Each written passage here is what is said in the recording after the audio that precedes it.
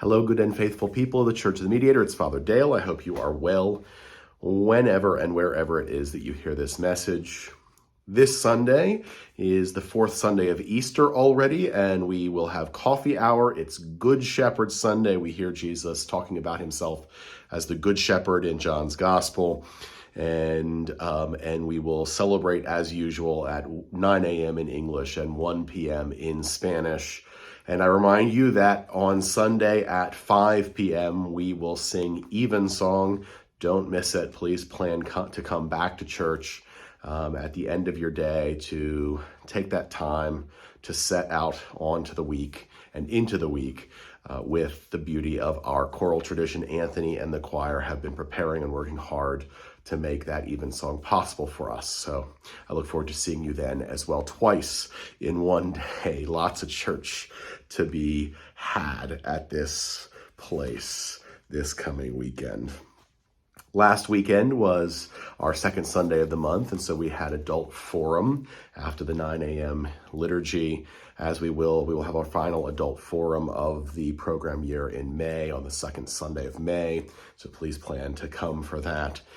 This past time we talked about terms like secretariat, the office that takes care of copy editing of legislation and resolutions and all the things that happen on the floor of General Convention, the minutes of convention, which of course will be happening this summer, and a number of other terms like diocese and Anglican and various different terms we talked about. But one of the things I didn't cover and that somebody asked me to talk about in this video are the terms rector, priest in charge, vicar, dean, and canon. So I'll try to make this as brief as possible. So as you know, when a person is ordained a priest or a presbyter, we use those terms pretty much interchangeably as Episcopalians, but we most often use the term priest. When a person is ordained a priest after having been ordained a deacon, that person oftentimes, if they are parochial clergy, which means that they serve in a parish, they will have a placement, and that requires, in our tradition, in the Episcopal Church, this is not true in all Anglican polities, this is not true even in the Church of England, but here in the Episcopal Church, that requires a congregation to offer a call to a priest. The congregation gets the biggest portion of the say as far as the discernment of who their clergy person is going to be. And so that person historically and to this day is called the rector, which comes from the Latin word rector, which means to rule, literally the ruler.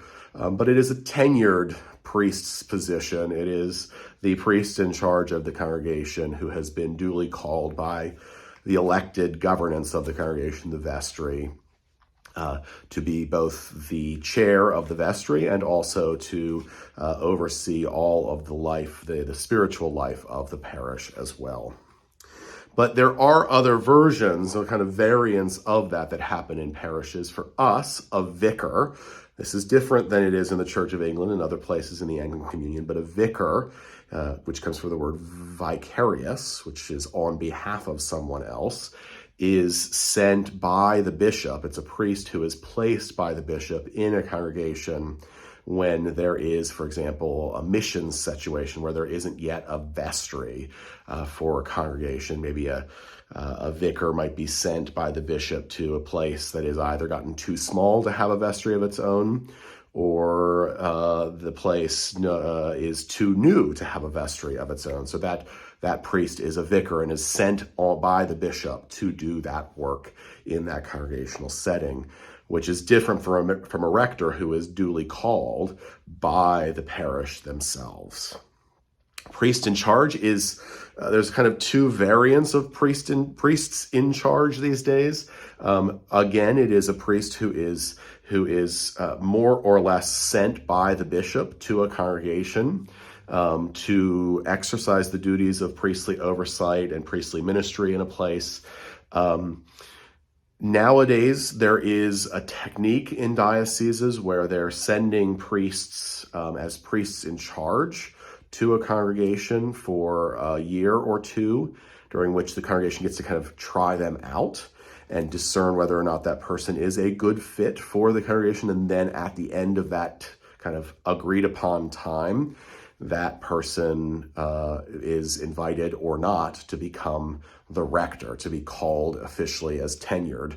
And so priest in charge is a priest who does not have tenure, is usually a timed kind of situation in a congregation, a parish setting.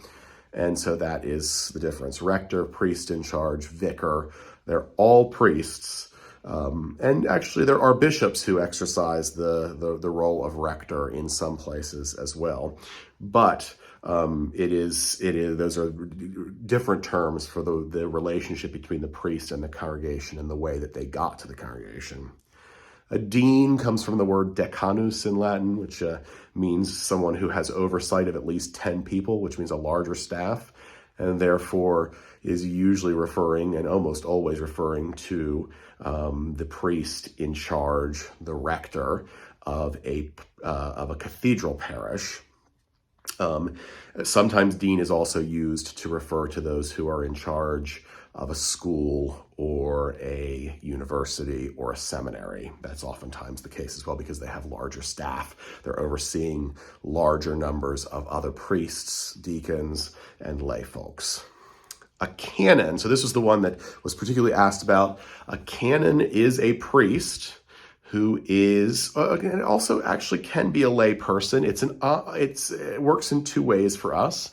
A residentiary canon is a priest who is an associate priest at a cathedral.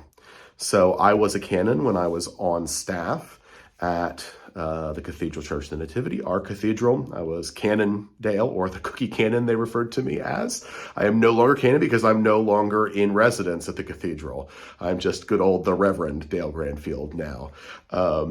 But then there is also, bishops sometimes will use the term canon as an honorific to bestow on clergy or other lay folks who have done an extraordinarily good job of something. And so much like our Catholic siblings have the term Monsignor, sometimes a priest will be named a canon by the bishop as a kind of an endearment, a way of saying, oh, this person has been particularly important to my Episcopal ministry, and I recognize that, therefore I'm going to name them a canon.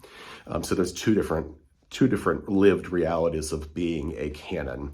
One who is an associate clergy person at a cathedral, and one who is given that term as an honorific, as an honor for them in their work and ministry. Rector, priest in charge, vicar, dean, canon, all of them are predominantly priests or presbyters, ordained priests or presbyters who are involved in those roles, but they are exercising their ministry with regard to a congregation in different ways. There's your learning moment for the day. Our adult forum in May will be on the topic of the Christian family tree and how we get so many different denominations of Christianity. Look forward to talking with you about that. Sorry this video has been long, much to share with you. I look forward to seeing you on Sunday. Remember, two times in church. Till then, blessings.